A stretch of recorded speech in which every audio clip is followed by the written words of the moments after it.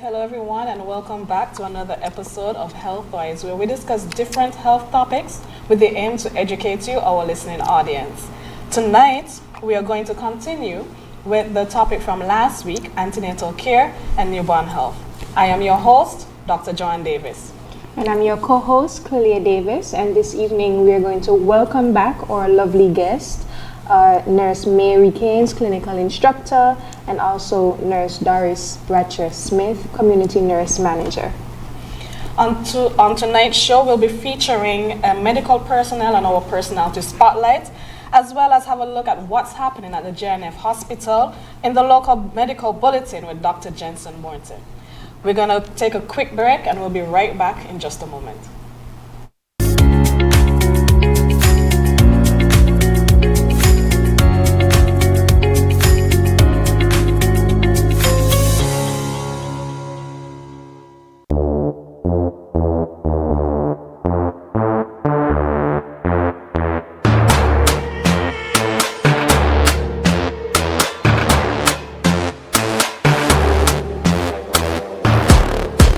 In the city.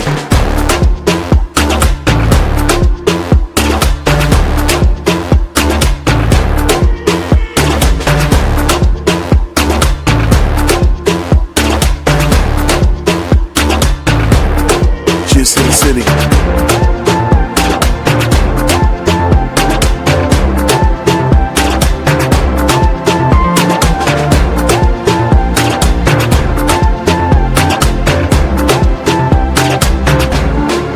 In the city.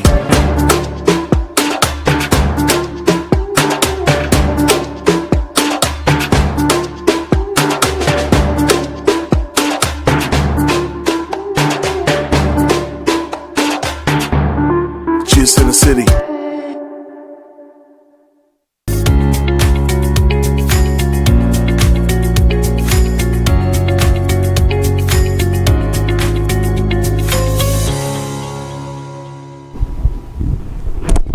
Welcome back. Last week we spoke about a very interesting topic, antenatal care and newborn health, where we discussed the importance of early testing for different diseases in pregnant moms, also screen tests to see what's the health of you and your baby. Also, we spoke about the importance of a healthy diet and exercise, as well as what you can expect during pregnancy and how to properly prepare. With regards to antenatal care and newborn health, we also spoke about what's the best way you can look after baby and yourself, and what are the father's roles in both during pregnancy and after pregnancy. So tonight we're going to continue with our first question to our lovely guest. What is the cause of some of the strange symptoms of pregnancies, like the metallic taste in your mouth or swelling of features of your feet, and how can they be mitigated? Okay, metallic taste is a common symptom during pregnancy, often referred to as dysgeusia. It's thought to be caused by hormonal changes, particularly the increase in estrogen levels, which can alter taste perception. It may also be linked to morning sickness. Mitigation: to reduce the metallic taste, pregnant individuals can try sucking on sugar-free mints, chewing gum, or drinking lemon water. Eating smaller, more frequent meals and avoiding strong tasting or spicy foods can also help. Okay, so what would then be the common and the not so common symptoms of pregnancy, such as fissure, anal fissures and hemorrhoids? I've heard persons complain about those things. Okay, so the common and uncommon symptoms of pregnancy, common: morning sickness, feeling nauseated and vomiting, fatigue, frequent urination, back pain, heartburn, and mood swings. Uncommon: fixtures, skin cracks, often around the belly or thighs due to stretching, hemorrhoids. I think that's another question all by itself. But those are some of what you asked for. Okay. So what causes the anal fissures and hemorrhoids? Okay, so hemorrhoids, as we know, swollen veins in the rectal area due to increased pressure from the growing uterus or hormonal changes. And support can be given. Oh, okay. That's really fascinating because, a lot of pregnant women, they have these different symptoms, and I guess everything is just expected, like, oh, you're pregnant, so that's fine. But like, how can we, can we prevent those things, or can we like lessen the severity of them? Okay. Yes. We often tell antenatals to make sure maintain a healthy diet.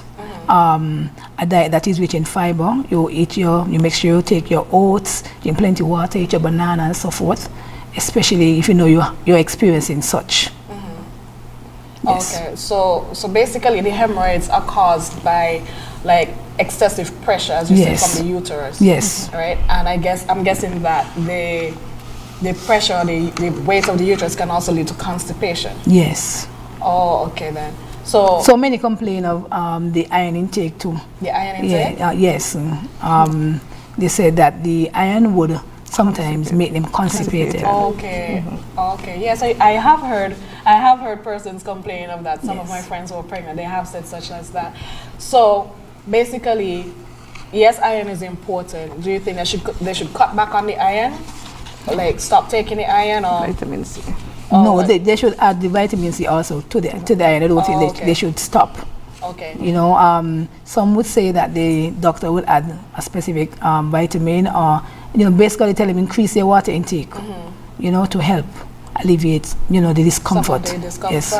Okay. So the vitamin C would be to help with the absorption of the iron. Yes. Okay.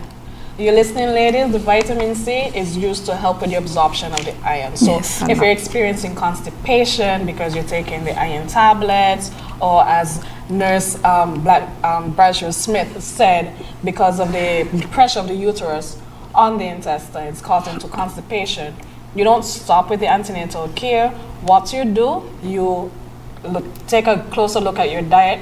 We try to put in more fiber. And if you were listening to last week's show, you know what some of the fiber stuff that we can put in our body, like oats, fruits, vegetables, stuff like that, to help with the softening of the stool so you can pass out.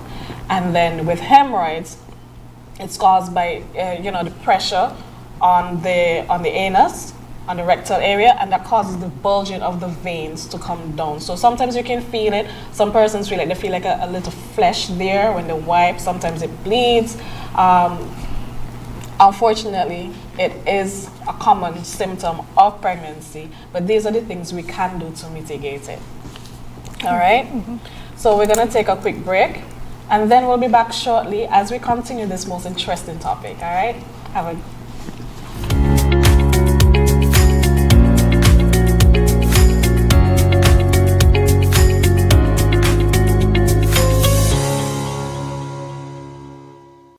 It's time that we realize that we must work together to thrive. The world as we know it, the sky and below it. Could I never have more wonder? Yeah, with life and all you see, and the climate's changing, but hope is remaining. And we can't ignore the future. It depends on you and me. One chance, all that we got. One voice, together we stand. Take care, the world where we live. Permite a todos vivir. Tomamos la oportunidad para importar la humanidad. And I must leave no one behind because we are one climate, one Caribbean. One climate, one Caribbean.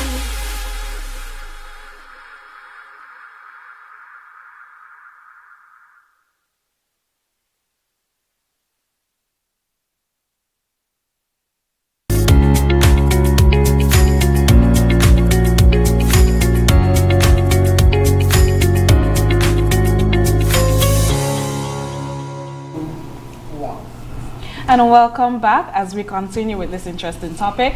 So the next question we have here, and I'm sure all of us we really want to know, how can men effectively support their partners during and after pregnancy? Okay, the men's role. Give emotional support, please.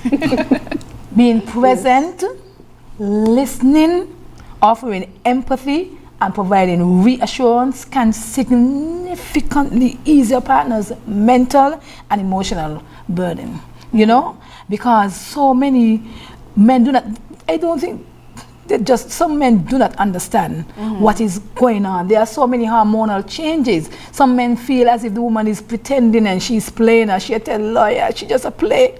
Yeah. But men, it is true. Some women would act a certain how, and you wonder, what's going on with she? But she is just being, that is just what's taking place with her at the time, you know? And you have to just be supportive, please.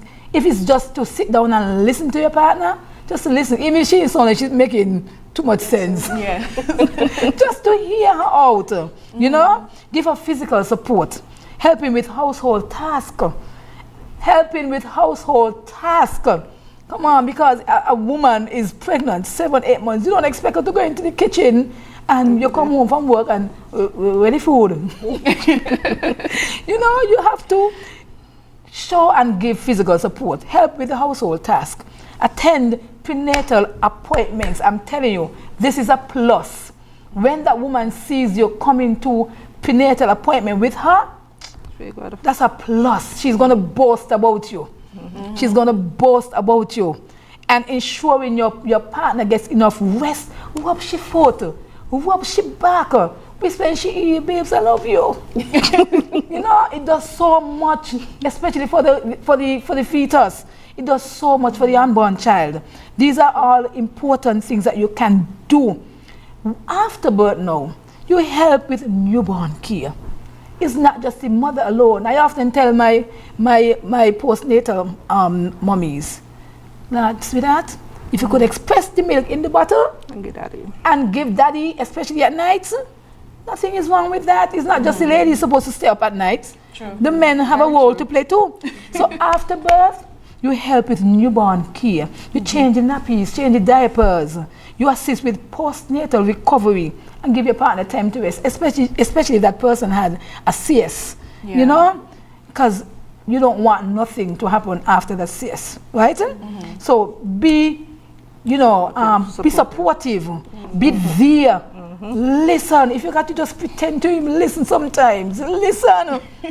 Because she's going to talk. There's so many things that are taking place. So many things that are happening with this woman mentally, emotionally. You have to be there. That's why so many people fall into depression and all those things. So, yes, even after.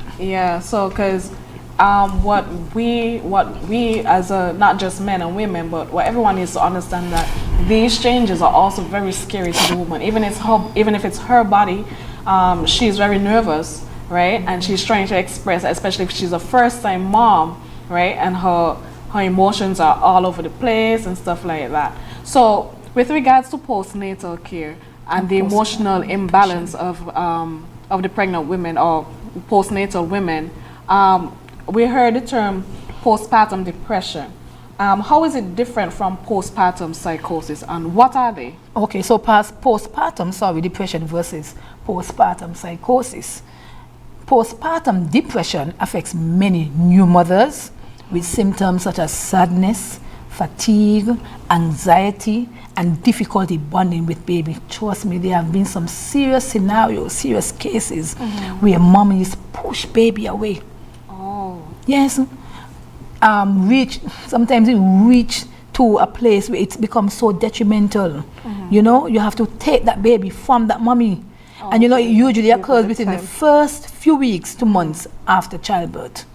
Now, postpartum psychosis now, it's a rare but more severe condition which is characterized by hallucinations, delusions, and severe mood swings. It can develop quickly after childbirth and requires immediate medical attention.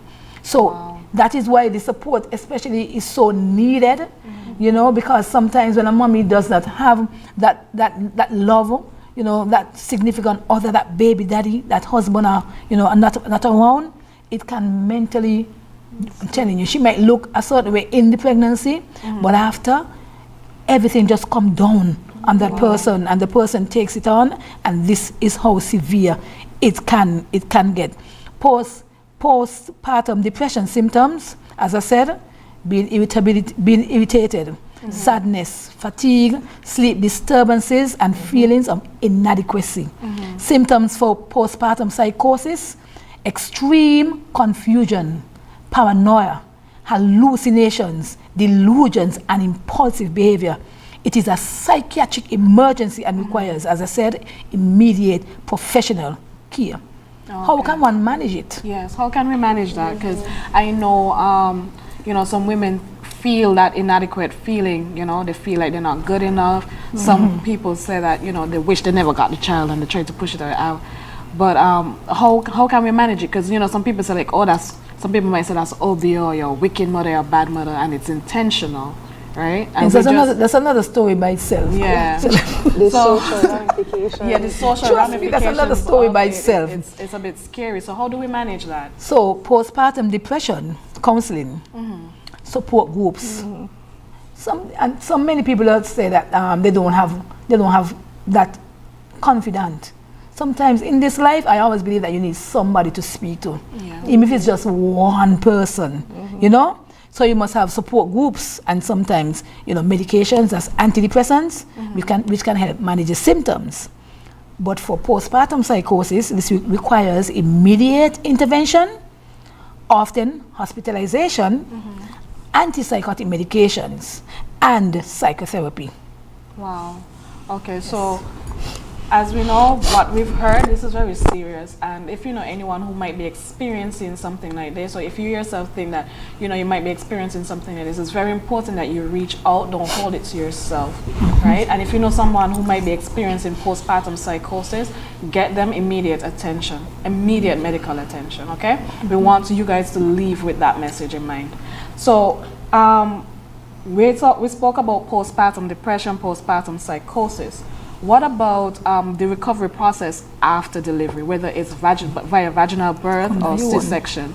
You know, what can these mothers expect? These new mothers expect to see what is normal, what's abnormal, and what are some of the possible complications that can arise during the recovery process? Okay. So we'll look at recovery after a cesarean section. We know during the cesarean section, it's where your body is cut, right, to remove the baby, all right, and after you're gonna have some form of pain. You're gonna have discomfort, right, especially around the incision site. Your body continues to behave as if you had a vaginal birth, so you'll have uterine contractions continuing still. So you'll have those still occurring, all right, in order to help to expel the rest products of conception, all right. You'll have limited mobility, meaning you won't be able to move around as briskly as someone who had a vaginal delivery. Sometimes you'll have swelling, water retention takes place. And your recovery normally will take about, for a period of 6 weeks or so, right? Whereas a vaginal delivery, the mother gets up, leaves the hospital 2 days, 3 days after.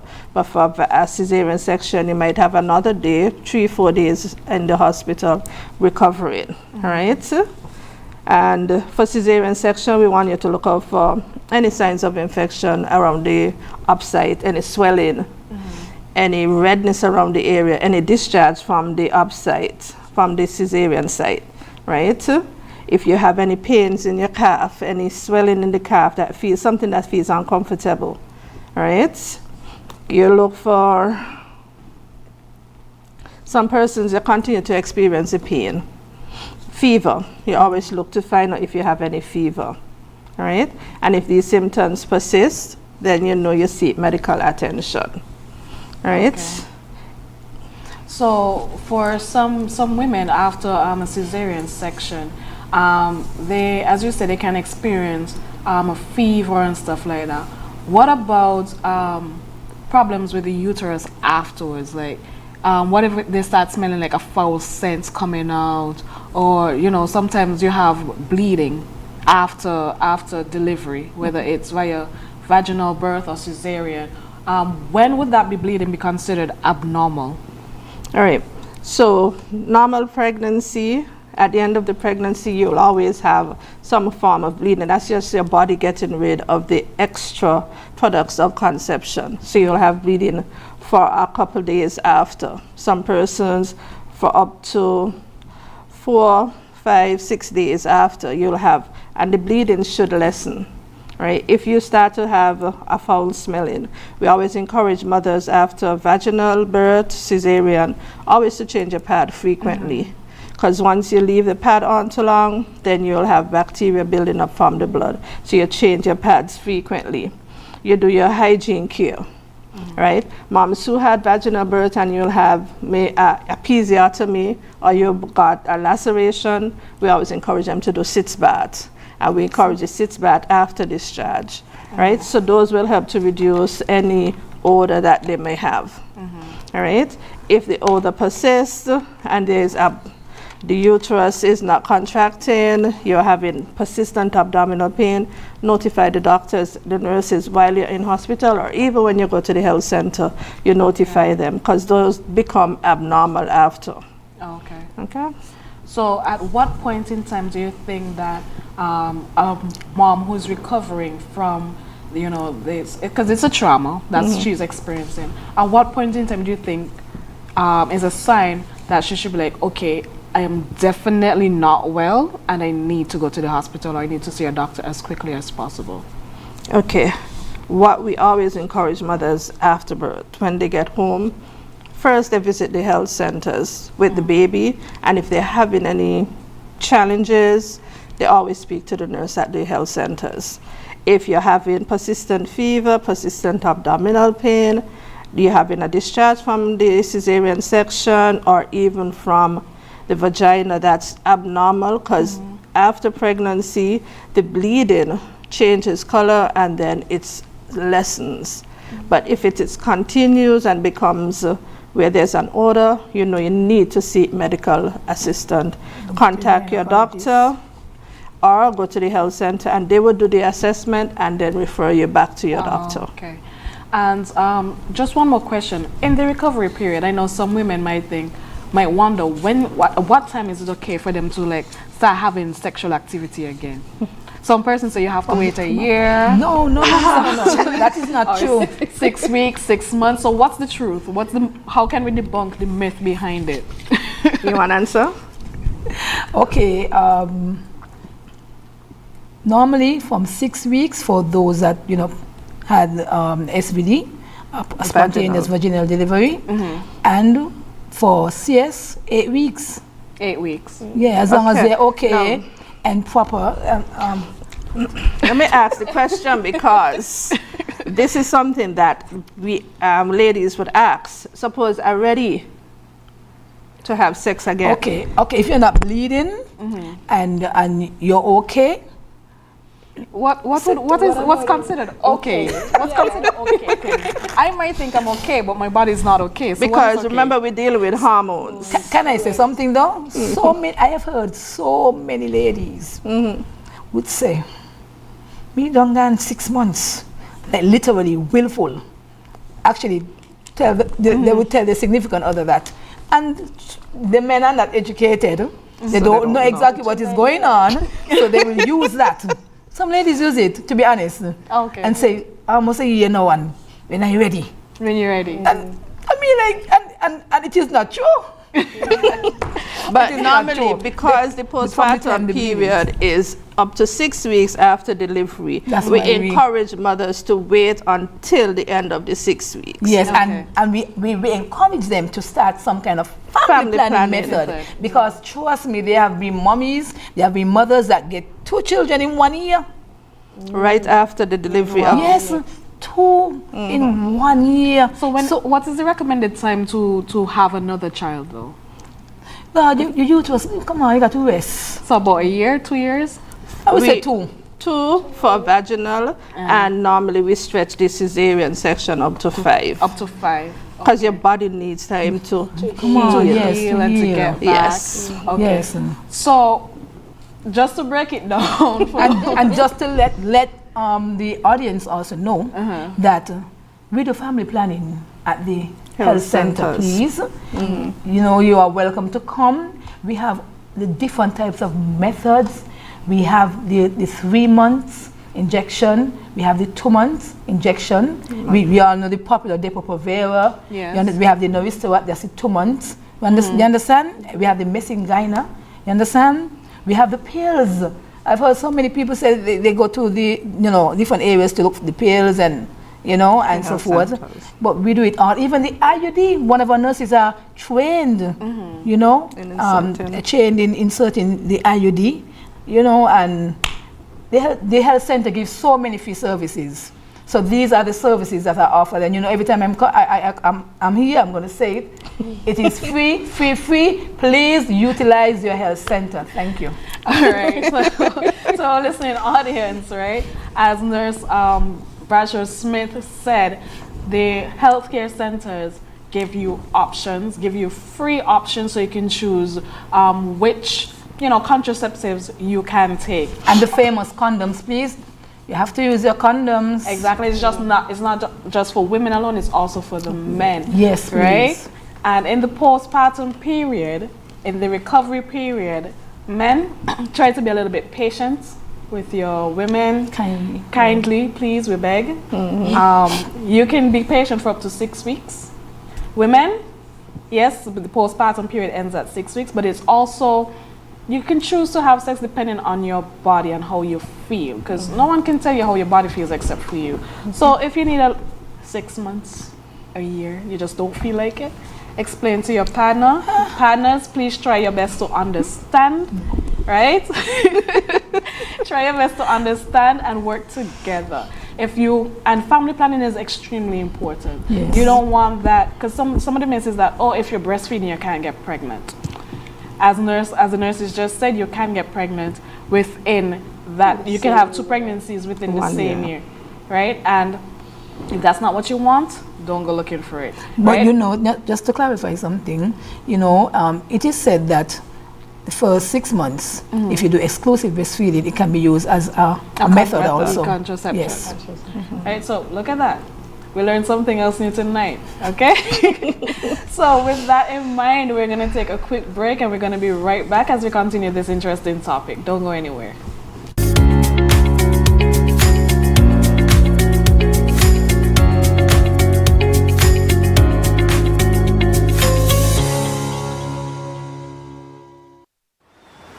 Yeah, man.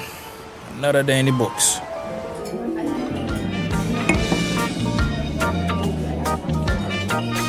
Well, hello there. Ooh, she pretty from head to toe, and are you ready to go?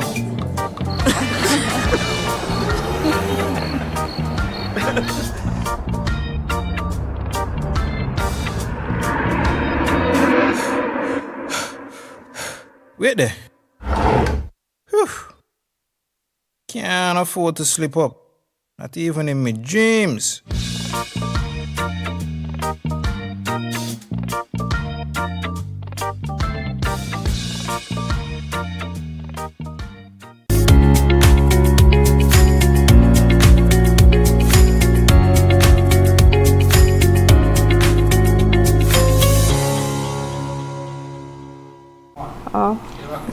And welcome back. We are here with our lovely guest, and we were speaking about all the niceties of actually getting pregnant. Those men that were especially excited about when they could get back in the saddle. We've now learned that it's about 6 weeks post pregnancy or post the birth of the baby. So we want to change gears a little bit and speak about what happens to the baby's care now after he or she would have been born. So for new parents, how can they balance their lives and know the new life of being a parent and know that there's a newborn in the home? How do you deal with this new human being that's crying all the time, maybe just pooping all over, Okay, so one thing we need to learn, it's an adjustment.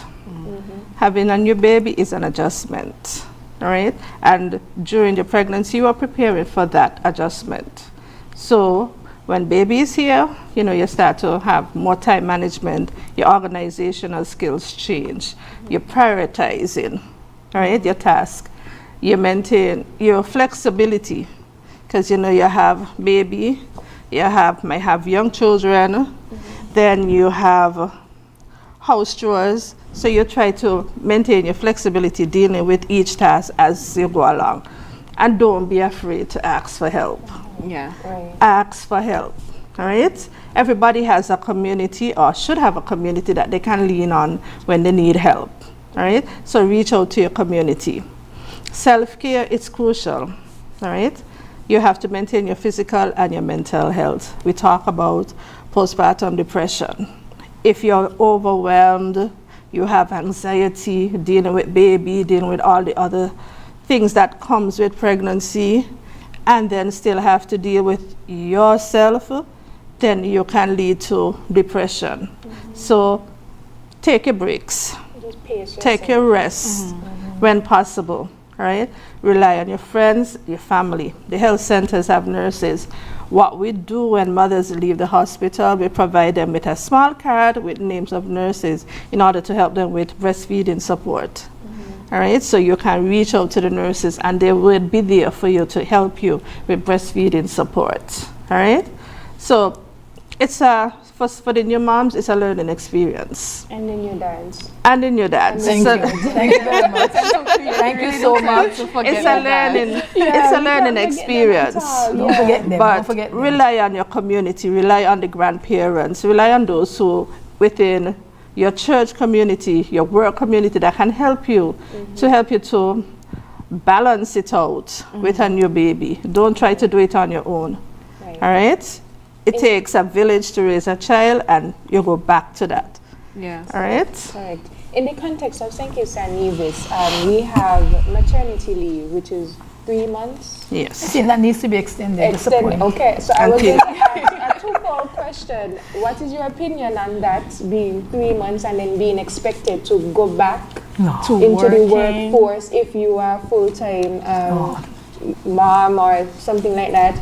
And then also, we also have a paternity leave. Yes, we do. And what is the time frame for that? The criteria first, not the time frame. The criteria. Yes. Let's make sure that All we right. know that. So what has been happening way back when mothers will be on maternity leave, they'll have to take 6 weeks before delivery and then the other 6 weeks. And that wasn't enough time. So what some employers have done is allow them to work straight down to the full pregnancy, deliver, and then take the full 13 weeks, and then they can have vacation after. So for government workers, based on your salary scale, you might end up with a month extra vacation home with your baby. All right? Which kind of helps. It works for some persons. If they take it. If they take it, all right? What has happened in Antigua changed their laws. They added 2 more weeks on the maternity leave. And we're hoping that something like that catches on to the other islands. Okay. When it comes to paternity leave, the criteria for paternity leave is that you have to show proof, right, that you and the male have been cohabitating for a period of 5 years. Okay. This is common law. The common law. Yes, so you have to be living together for a period of 5 years, all right, in order for him to apply for paternity leave. And paternity leave, when it comes to the government, it's usually the week with the baby born, and that's it. That's it. That's it. For some companies, the dads will get 2 weeks. And in some countries up to a year. A year? Some Yeah, months. I've heard about that where Cuba, and so, yeah. up to 6 months to a year. Yeah, 6 months to a So, year. so my question is, with regards to these specific time slots,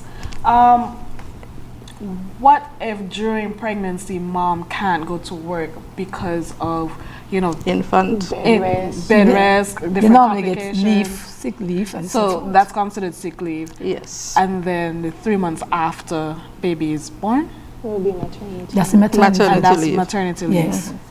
And that's enough time. Oh, okay. in your opinion, especially now that in the global climate, we're looking at, let's say for instance, the United Nations SDG goals, and one of them is having gender equality in the workforce and just in general.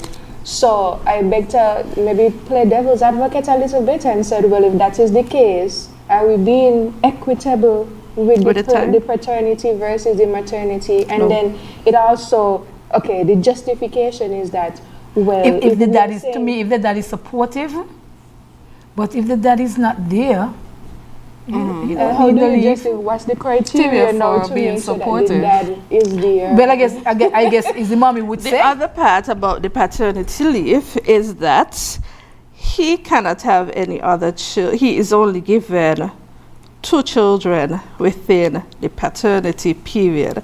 So if there is 2 women, 3 women pregnant, he can only claim paternity for 1. At a time?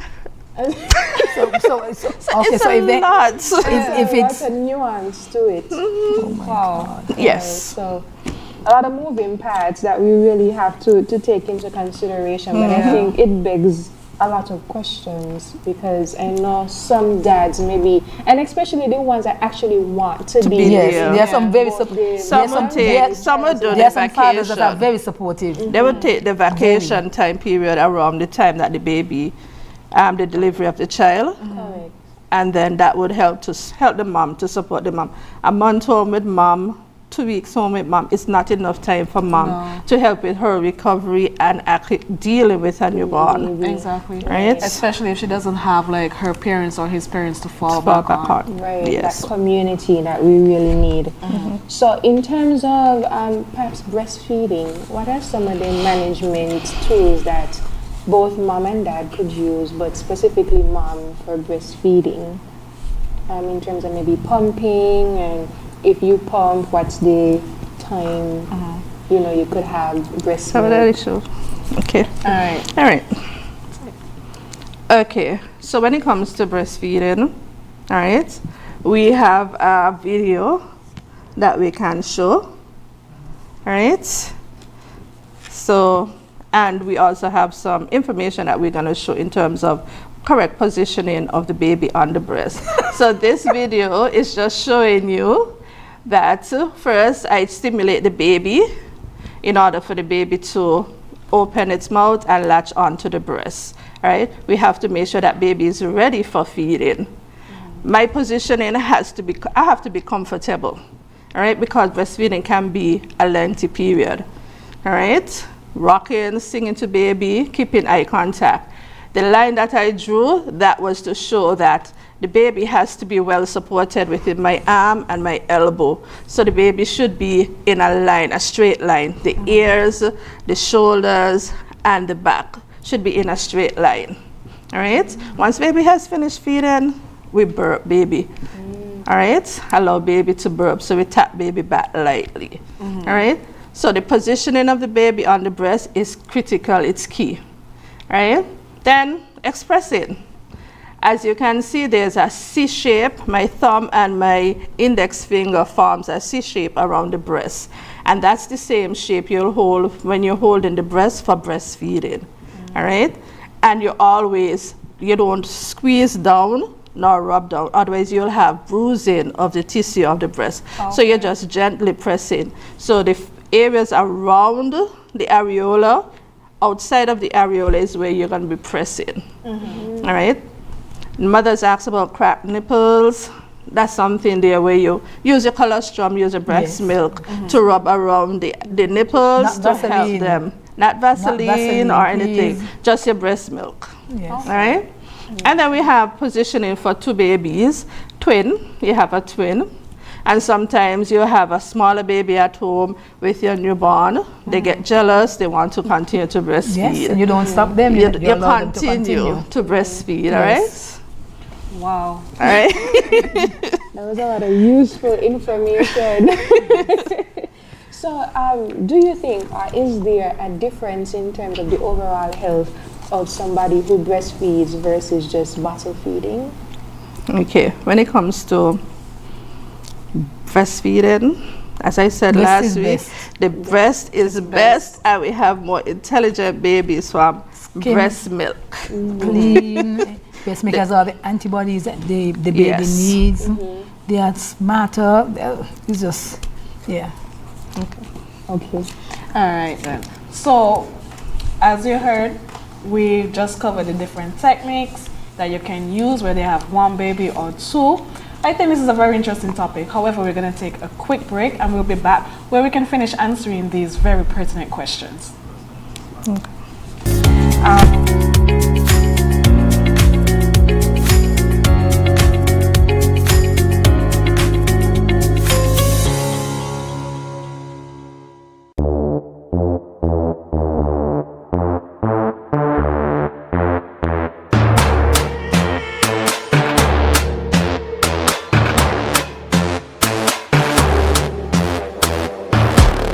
Cheers in the city.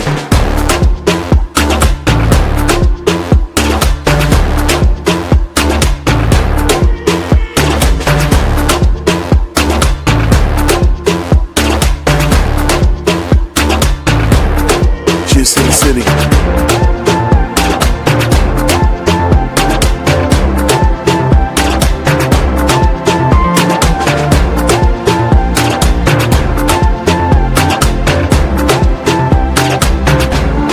Cheers in the city.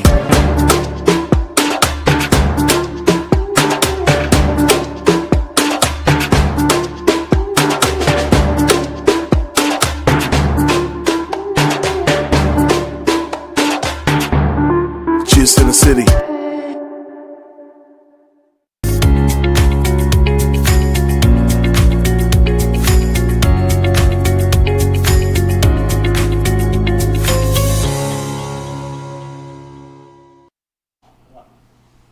Okay, welcome back. And we'd like to introduce to you our personality spotlight for this evening, who is Dr. Joeann Matthew.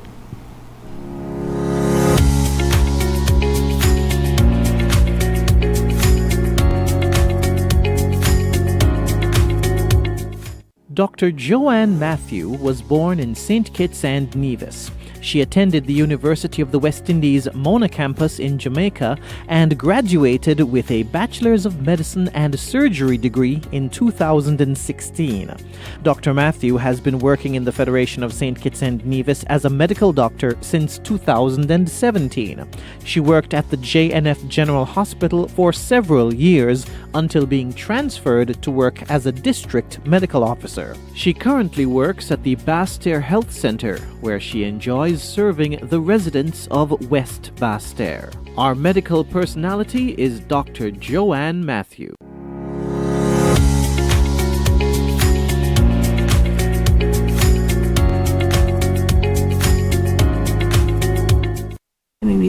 Okay, so we're joined again. Just in case you're just signing in, we are here with nurses Bradshaw-Smith and nurses Charles. So, Caines, sorry. So, Nurse Caines, we were talking about breastfeeding and lactating and stuff like that. Sometimes a mother can't breastfeed because the production of milk is low. What are some of the causes of that, and what can she do to help to improve lactation? Okay, all right. So, for some moms, they have this sense that I'm not providing enough milk for my baby. All right, they get this sense that baby is not getting enough. All right, and because baby will be crying, baby will be very fussy. But I just want to encourage your moms to know that once baby is latched on the breast, good, as you can see from the slide, all right, a good latch helps baby in order to get sufficient milk. And once you have a good latch, it helps. So baby mouth has to be wide open over the breast, all right, covering most of the areola on the bottom, and the nipple has to be far back onto your soft palate, the baby's soft palate. If it's on the hard palate, then you'll be feeling pain, as you can see from D. All right, and if baby is sucking just on the nipple as you see in C, baby won't be getting sufficient milk. So you'll have a baby having challenges and you will get frustrated. So it's not that you might not be producing, it's just that your latching on technique would not be helping you to produce enough milk at that time. All right? So your positioning is important. All right? In terms of, you're having hormonal balances occurring. So everything is changing. You can be stressful. So we encourage mothers to do, if you realize that you're not you feel like you're not lactating enough, look at your baby. Your baby pampers. The amount of urine that your baby is passing out, the amount of stool that the baby is passing out throughout the day. For the day, your baby should have at least 8 to 12 wet pampers during the day. So you know that your baby is getting enough. If it is not that way, then you know you have to either change, get assistance in terms of your feeding techniques. All right? In terms of expressing, as I showed, the expressing, if you feel like you can express, you choose to express to see the quantity that you are putting out, you can express it, express the milk. And expressing helps to, it's a form of your body responding when your baby is not refeeding. So you're able to continue stimulate your milk production. All right? And so you have you knowing that your baby is being fed. Right, baby is gaining weight, baby clothes getting small, baby's pampers are filling up with urine, baby is stooling every day. All right, you have those continuous signs that your baby is improving. So baby is getting, your nipples, they are not sore, they are good, they're not cracked. So you know that your baby is latched on properly. All right, so those are the good signs for you. So you continue to feed. Some persons would increase supplements to increase your fluid intake in order to help. All right? And maintain the same diet you had even in pregnancy, a healthy diet. Yes. Okay. Continue taking your vitamins. The vitamins. All right? So it comes back to what you put into your body. Yes. So I know breastfeeding requires like a lot of fluids. So is it you just have to drink a lot of water, or can you substitute some of the water intake with things like coconut water, juices? Yes. Oh, okay. Yes. Okay. So your drink is just mainly to increase your fluid intake. So whether if it's juices, not sugary juices or anything, you use your natural juices, your lemonade, your coconut water, as you said. Yeah. Those things. Talking about coconut water. Yes. Like, Doc, can I drink coconut water? And I'm like, Yes. And what some mothers have indicated that coconut water helps with your milk production. Okay. All right, lime juice helps with your milk production. All right, so we always encourage mothers to try those natural remedies in terms of, and also try to get your sleep. You need sleep in order for your body to help to rejuvenate your body after breastfeeding. Sleep when baby is sleeping. Some persons say that doesn't work, but You just relax. have to find a schedule. Just relax with yourself. All right, when baby is sleeping. All right, and that would help in your milk production.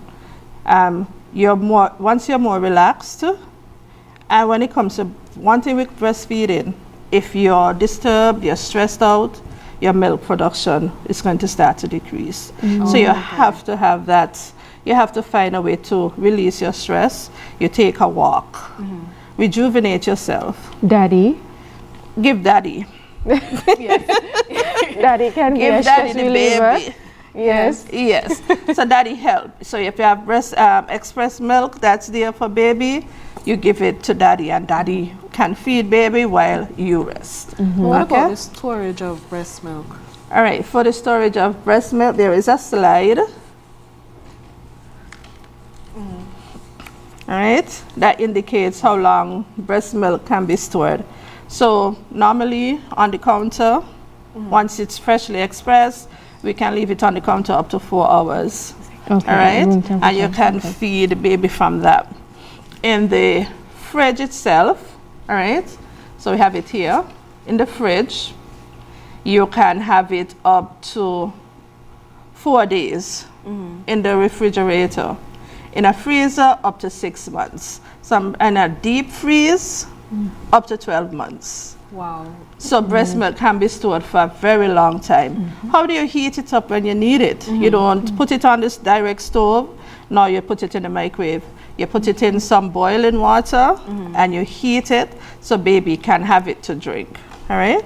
Okay. Yes. Great. So let me ask you a little bit about things like maybe colic, frequent vomiting and things like that. At what point, like if the baby has a cold or fever, well, I know for sure a fever needs to manage it, right? yeah. Okay, So what is some of your advice? managing common newborn issues such as gas and colic, birth the baby regularly during feedings and try holding them in an upright position. So if the baby's colic symptoms persist, consult a pediatrician, which might be necessary. Okay, frequent vomiting. So many mothers complain of the child vomiting frequently. So if vomiting is frequent or severe, it could indicate reflux or another condition. And medical advice should be sought. Colds and fevers. Keep the baby hydrated and consult a pediatrician if the baby's fever reaches 100.4 or higher. Yes, that's basically it. Sounds good. So what about vaccinations? I know that's a heavy topic, so we could just it's a touch wonderful topic. the surface. One of the best. As a medical professional, what is your advice or what is your opinion in terms of vaccinations? And so maybe the question, isn't the baby's innate immune system sufficient to ward off any type of disease? Okay, so vaccination is very, very, very important, right? So while the immune system develops over time, newborns and infants are vulnerable to infections, right? So vaccinations help protect against serious diseases. Understand? So there are some side effects, however, and common side effects include fever, swelling at the injection site, and irritability. And if the baby has a high fever or seems very unwell, one must contact a doctor. Or seek, you contact your nearest health center and let the nurse know what is taking place. Vaccination is a broad topic. It's wide, and we know that vaccination week is coming up shortly. Yes. And it will be an awesome moment and an awesome time for everyone, especially the children. If you know that your child is behind by certain vaccines, especially the MMR, there has been so many breakouts suddenly in the different countries pertaining to MMR. And we find that there are so many, some children that are behind by MMR. So presently, we are doing what we have to do to increase our uptake. All right, sounds really good. So now we're going to take a look at what's happening at the Josephine France General Hospital. So we'll hear from Dr. Jensen Morton.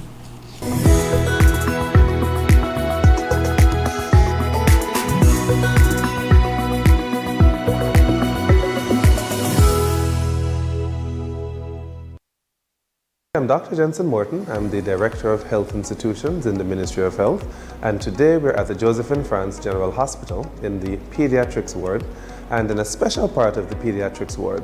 This is the room that we use for a combination of learning as well as playtime for children that are admitted to the hospital. So as everyone knows, it's very important that all patients get holistic medicine and holistic healing when they're admitted to the hospital. It's not enough to just give them the room and board, it's not enough to just give them the medication and the treatment regimes from a medical perspective, but we also have to make sure that persons are as comfortable as possible. When dealing with children, their imagination, their creativity, and also their learning minds have to be fully encompassed and encapsulated into that entire aspect of their healing, growth, and development. The room that we used for these activities, which is this current room, over the years it had fallen into some aspects of disrepair. So the Joy Project, which is a non-profit organization which was launched by Mrs. Diane Prince Drew, who is the First Lady of St. Kitts and Nevis, that project is a non-profit organization that seeks to find different areas in St. Kitts and Nevis that could utilize services for the sake of societal improvement and development. When she first heard about our pediatric ward, she did not hesitate. She came, she visited the space, and she immediately sprung into action, stating that the Joy Project wished to adopt formally the space. And it began with the refurbishment of the space that we see here. All of this would have been installed and put in place over a period of approximately 3 weeks. New air conditioning systems were put in, new lighting systems were put in, new blinds were put in for the windows, a brand new multiple-inch television was put in, new flooring was also put in, so this entire space is now as comfortable as possible for the children. We'd like to thank the Joy Project, and of course the main sponsor for the Joy Project was Amri Enterprises, who assisted in ensuring that aspects of the funding of this entire project were able to take place. We hope to have future collaborations with the Joy Project and future collaborations with other aspects of the private sector in St. Kitts and Nevis in the future. So, thank you.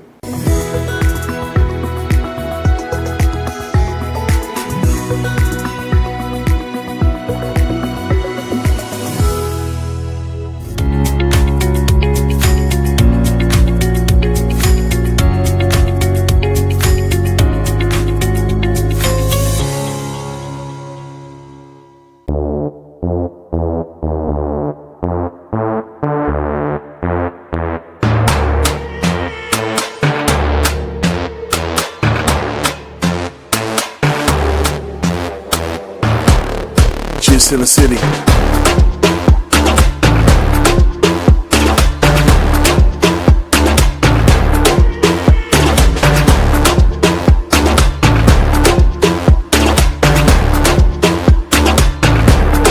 Just in the city.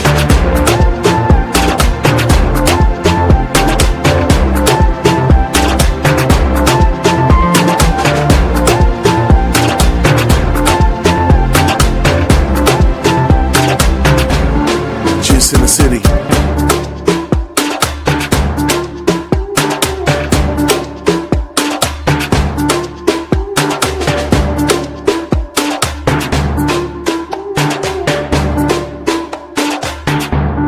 Just in the city.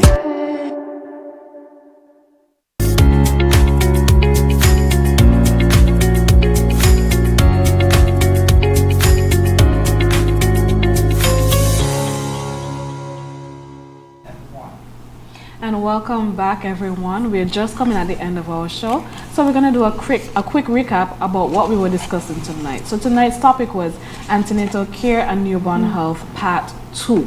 So tonight we discussed breastfeeding techniques. We discussed the different complications that can arise during pregnancy, after pregnancy. We discussed postpartum depression, the difference between postpartum depression and postpartum psychosis.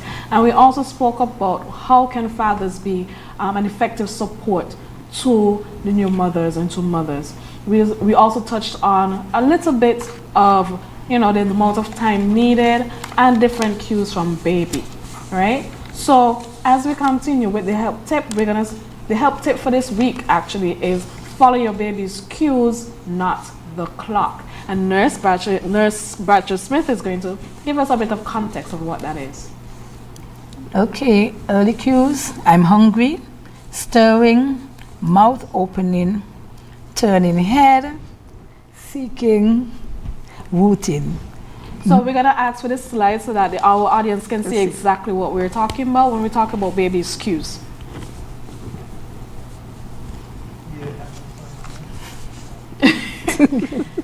So we're having a bit of difficulty. All right. So Nurse Smith, can you continue with it? Okay, mid cues. I'm really hungry. That's when the baby stretches. Oh, here we have it. Yes. Mid cues. I'm really hungry. And as you can see, stretching, increased physical movement, and hand to mouth. Late cues. Calm me, then feed me, which involves crying, agitated body movements, and color turning red. Yes, this is when baby is angry, right? Hungry. Hungry. All right, so this topic tonight was very interesting and we learned so much. Thank you for joining us tonight. Whether you're expecting, you're a new parent, or supporting someone who's going on this journey, we hope that you leave here tonight feeling a little more confident and a little more supported. Remember that the tip for this week is follow your baby's cues, not the clock. Have a good night, and we'll see you next week, Monday. Bye. Bye. Have a good night.